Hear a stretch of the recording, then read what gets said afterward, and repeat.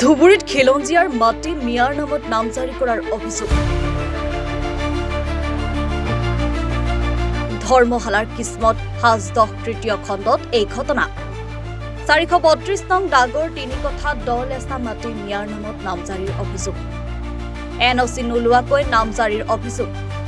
ধুবুৰী জিলা ৰাষ্ট্ৰীয় বজৰং দলৰ এই অভিযোগ। ধুবুৰীত খিলঞ্জীয়াৰ মাটি মিয়া লোকৰ নামত নামজাৰি কৰাৰ গুৰুতৰ অভিযোগ উত্থাপন হৈছে। এই অভিযোগ ধুবুৰী জিলাৰ ৰাষ্ট্ৰীয় বজৰং দলৰ।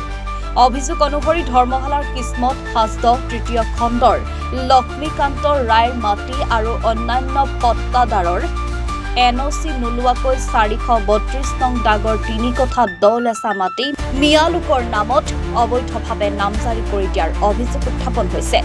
সেই সময়ত ধুবুৰী ৰাজহ চক্ৰ বিষয়াৰ কাৰ্যালয়ত কৰ্মৰত চক্ৰ বিষয়া পাৰ্থ প্ৰতিম দাস আৰু লাট মণ্ডল তাপস কুমাৰ বিশ্বাসৰ বিৰুদ্ধে গুৰুতৰ অভিযোগ উত্থাপন কৰিছে ৰাষ্ট্ৰীয় বজৰং দলৰ ধুবুৰী জিলা সমিতিয়ে।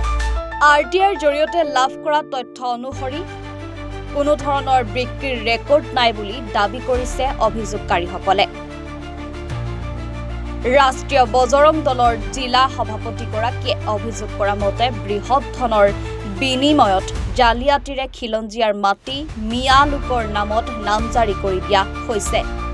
বিজেপি চৰকাৰে মাটিৰ নামজাৰি সন্দৰ্ভত কঠোৰ নিৰ্দেশনা জাৰি কৰাৰ পিছতো কেনেকৈ খিলঞ্জীয়া লোকৰ মাটি আন লোকৰ নামত নামজাৰি কৰা হ'ল, সেয়া এক গুৰুত্বপূৰ্ণ প্ৰশ্ন হিচাপে উত্থাপিত হৈছে।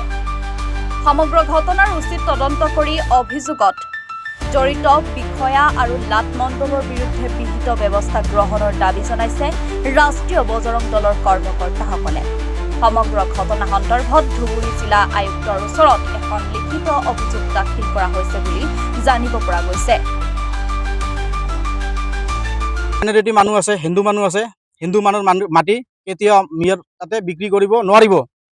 কিন্তু ইয়াতে স্পষ্ট হৈছে যে CM ছাৰে খালি ক'লে নহ'ব, আমাৰ যি চাৰ্কেল অফিচাৰ আছে, চক্ৰ বিষয়া আছে, লগতে যিবিলাক নাট মণ্ডল আছে, তেওঁলোকে পইচাৰ বলত পাৰ্টিৰ পৰা মিয়াৰ পৰা পইচা লৈ কামখিনি কৰি দিছে।